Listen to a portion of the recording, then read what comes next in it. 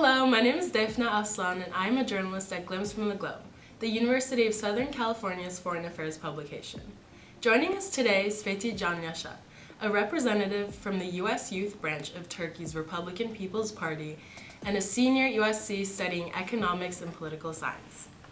The Republican People's Party is the main opposition party, led by Kemal Kılıçdaroğlu, who was the forerunner against Turkish President Recep Tayyip Erdoğan. With important domestic and foreign policies in Turkey's horizon, the May 14th elections are of critical importance to Turkey, the Middle East, Europe, and the global policy at large. With that, we'll turn to Fethi for our first question. So what do you think has changed in Turkey since Erdoğan came into power 20 years ago? So, if we look in a retrospective way, Turkey was a promising secular country with sound institutions in the last 20 years ago.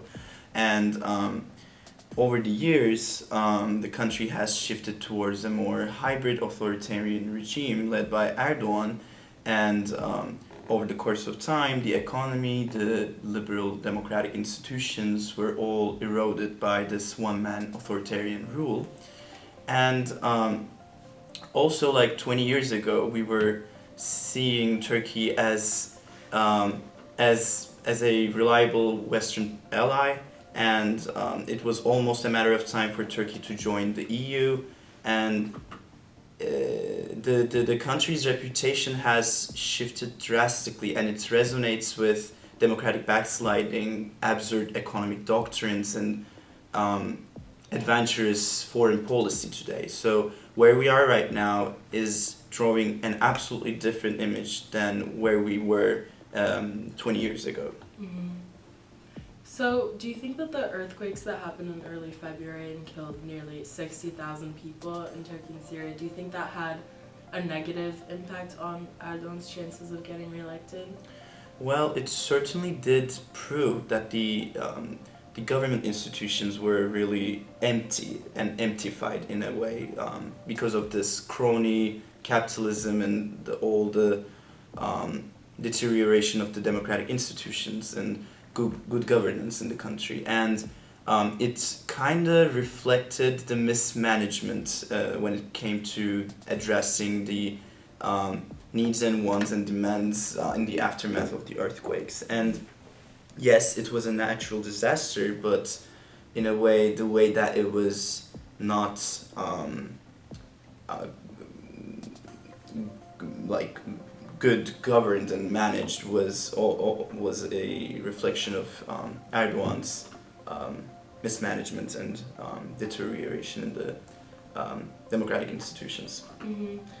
And also, when it came to the electorate, I think, the earthquakes certainly did devastate the public who actually lived in the region. So, yes, today where we are right now, I'm from Istanbul, Bursa, but in the western side of the country, we kind of like forgot a little bit because of all the like changing news and agenda like day by day. But the people there actually like still lives with the shocks and aftermath of the earthquake. So I think for the people there and people who are from that region, it certainly did sparked in like an outrage. Mm-hmm. So, why do you think that this election specifically is being described as the most crucial in Turkish history?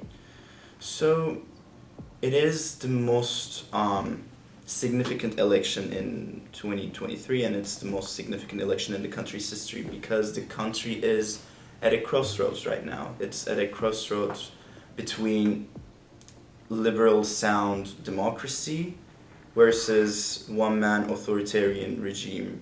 So also when it came to economy, it's also like crony, devastating, frustrating economy versus sound, independent institutions and like goodly managed economy. So the country is going to decide almost like everything with the country's governance. It's not just a typical election where we're gonna elect a president, but it's has gonna be some ramifications in the country's political landscape, economic landscape, everything. So, tell me a little bit about your experience working on Kılıçdaroğlu's campaign, because you're a youth representative, Yeah. right? Yeah. So, this is actually my first official election campaign with CHP. Of course, when I was a little boy, like I was always like, I grew up with like CHP and I grew up with Turkish politics, but this is my first official election as a member, as a party member, and as a party representative, youth representative, and I would say the campaign, the rhetoric and the discourse of Kılıçdaroğlu and the party's language significantly differ from that of Erdoğan's, because they're like absolutely the opposite. Erdoğan is doing what he does the best. He's using this divide and conquer strategy. He's using this right-wing populist rhetoric, and he's trying to divide the society with like and spark a cultural war between different lifestyles, different like groups within the country, and manipulates that into his own advantage. He kind of has been doing that since he came to power in 2002. And ever since then, this strategy has worked for him, for his advantage. It's secured victory for him. But right now, the country has so tremendously polarized that everyone is frustrated in a way. Everyone is anxious, frustrated, can't see the future. So the on the contrary, the rhetoric of Kılıçdaroğlu is absolutely opposite. It's a campaign calling for social reconciliation between various social, ethnic, cultural groups. It calls for social harmony, peace, as opposed to the Erdoğan's divisive language. So the campaign is, in my opinion, appealing to not only the opposition's own base, but it's also appealing to a much more broader audience than it did before for the opposition. It can attract various groups, the Kurds, the Turks, many minority groups, many religious groups. It has this power to unite people for a optimistic, hopeful future. So I think it's working right now for the advantage of the opposition. You mentioned the Kurds. I was wondering if you think that the pro-Kurdish party supporting Kılıçdaroğlu, so like you were saying right now, you think it's just like of course inclusivity? of course the People's Democratic Party is not in alliance with the Nation Alliance. It's a party of its own that is in another alliance actually, and the current political landscape kind of forced like when we look at the current landscape, if there were to be various political candidates running opposing to Erdoğan in the election, it's not gonna work for the opposition, because we actually experienced that in 2018 when the opposition had various candidates, and because of that divisive, like divided, sort of like mismanaged, like scattered look, the opposition gave the impression that like this is not gonna happen for the base of Erdoğan, and it's kind of worked for him in a way, because he managed to consolidate his way, saying like, I can do this, I can lead the country, whereas they can't. It kind of did work for his advantage. But today, there is a forerunner candidate, Kemal Kılıçdaroğlu, as opposed to Erdoğan. Of course, there are two other candidates as well, but in a realistic way, it's between Erdoğan and Kılıçdaroğlu. And this united look of the opposition, and especially the way that Kemal Kılıçdaroğlu managed to unite the opposition in a so broad and comprehensive way, I think today give the look that, okay, the change is soon, change can happen, it's possible, we can do this, it's almost a matter of time. So I think the fact that Kemal Kılıçdaroğlu is a forerunner and the other parties did not choose to run another candidate is also a way that is saying that the opposition this time has the spirit to do whatever it takes to win. So, yeah. So, do you think if Kılıçdaroğlu were to win and democratically elected, a lot of news sources are saying that Erdoğan just would refuse to step down, and that's a worry for the country? Is that a personal worry you have? Like, if Kılıçdaroğlu were to win, do you think that there would be problems with Erdoğan leaving office?